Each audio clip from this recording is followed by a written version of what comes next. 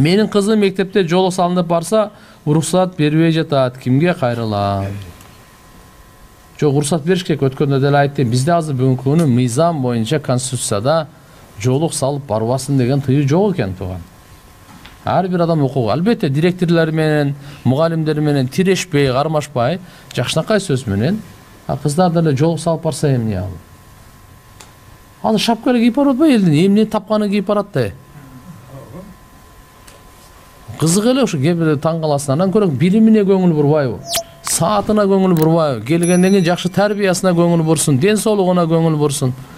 Бир ак жолугуна эле келер кечке эле асыла берип эле. Киргизбей эле тияк бияк. Ушу жолу салса эле эмне бол? Ислам мамлекети болуп кетеби экен. Ал кишине уяттуулугун, өзүнүн ар намысын, үйүндө киши талим тарбия, киши жакшынакай болуп барып атат да. Жылаңач барганга баары бир.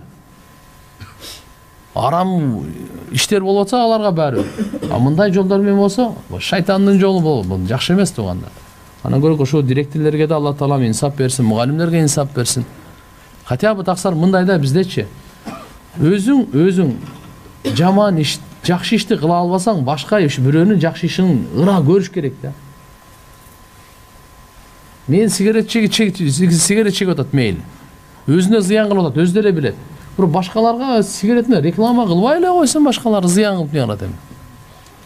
Ошондой эле бардык иштер. Жакшылык кылайлы, кыла албасак башканын кылганын көрө алайлы да. Бизде ушундай болуп калды, мен жакшылык кылбайм, бул да кылбасын да. Бул адамгерчилик эмес бул. Бүгүн биз жоомарт адамды мактабагандык, сараңдык деген сөз бар. Жакшыны жакшы деп айта билиш керек. Кыйынды кыйын деп биле айтып билиш керек. Тазаны таза деп билиш керек.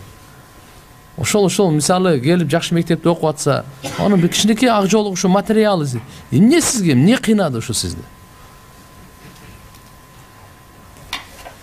Алла баарыбызга инсап берсин да.